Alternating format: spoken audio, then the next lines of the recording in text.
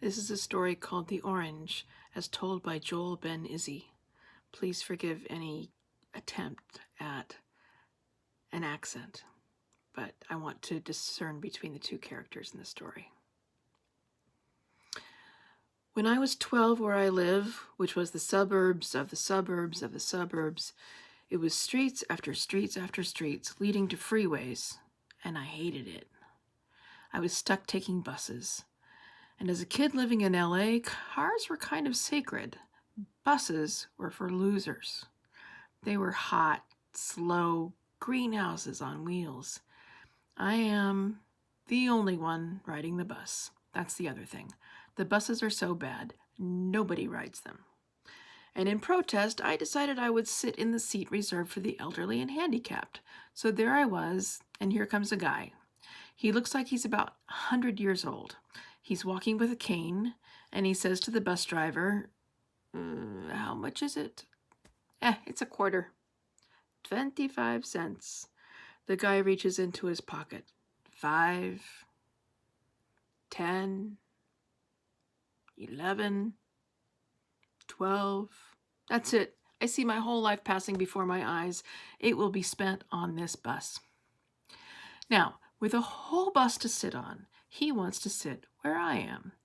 So I move over to the side, I scoot over, and he sits. And he looks me up and down, and then he does an odd thing. He reaches into his shopping bag, and he pulls out an orange, which he holds up to me to look at. And finally he says, "What do you think?" And I look at the orange, and I say, "I think it's an orange." He said, "Yes, it's an orange, but what do you think of it?" Well, I took the orange and I looked at it, and of course, pretty much it's an orange. I looked at the orange for a long time, and he finally said, You don't understand, do you? He said, I'm not from around here." Duh. He said, "I came from Germany after the war. Did you study the war?" I said, Yeah, I learned about the war in school." He said, Yeah? Did you learn about the place I come from, a place called Auschwitz? And I said, in fact, I actually read an article about it. There was a big sign over the front that said, "Work makes free." And he got very excited. He said, "When you read the article, did they tell you it was black and white?" And I said, "Oh, the pictures were in black and white, but the place wasn't black and white." He said, "No, it wasn't black and white." He said, "What I mean is that the guards wore black uniforms with black shiny boots, and you could look at your face in the reflection in the boots, and you'd see a pale white face. And there on the skin were numbers. Look." And he pulled up his sleeve and said, "You see these numbers? They're blue now, but when they burned them in, they were black. Everything was black, white, gray. The fence was black. The sky was gray. The snow would fall. One day it would be white.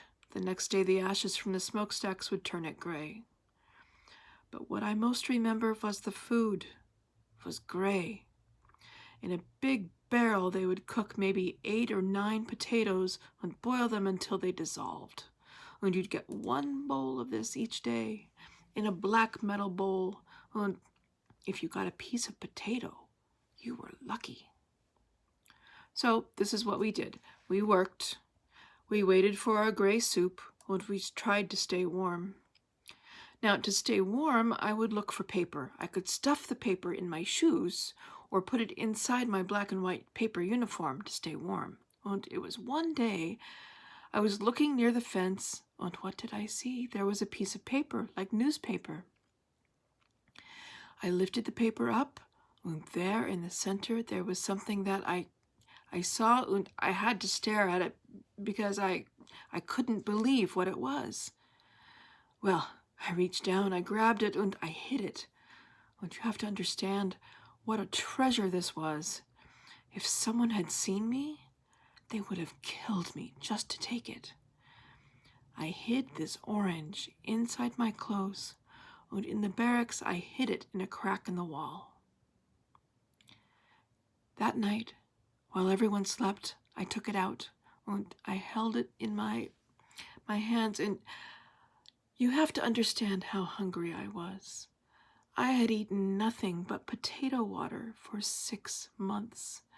I wanted to eat that orange like you would eat an apple, but I knew that if I did, I would have nothing. So instead, I rolled it between my hands. I took my fingernail and I scratched that orange and I smelled it. As I smelled that orange, I was not in Auschwitz anymore. I was in the land called Palestine. My cousin had moved there before the war, and he had written, "Here we grow oranges, and the smell of these oranges fills the air. It's the smell of freedom." For the moment I smelled that, I was free. I opened my eyes. I was back in Auschwitz. I couldn't eat the orange. I put it back. Well, the next night I took it out again and again, scratched it and again smelled it. And I told myself I wouldn't eat it until after a very bad day. Well, you didn't have to wait very long at Auschwitz for a bad day. There came a few days later a selection. A guard stood at the front of a long line. He had a gun with a bayonet on the end. He would stare at the person at the front of the line and he would point right or left. Those sent to the left went to the showers, and they never returned. Those to the right went back to the barracks. He looked at me and said, "Right."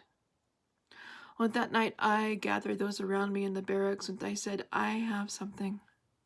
And I brought it out for them. And each one looked at it as I had, because you see, they had forgotten the color. When we passed it around, each one rolled it in their hands, and finally, when it came back to me, I peeled it, and I gave each one a section. I closed my eyes and I ate mine, and I will tell you, nothing before or since has tasted so sweet. It was the taste of freedom. It was the taste of hope. I gathered up the peels and I kept them, and I took them out to smell each night to remind me of freedom. Before long came spring. Finally, the snow melted, and there, through the cracks in the cement, plants came up. Tiny green plants. To the guards, they were weeds. To us, they were color. Eventually, the war ended, and I came here. But you see, that orange, it saved my life. With that, the bus stopped. He got up and he said, "Young man, remember the sweet things in life." The end.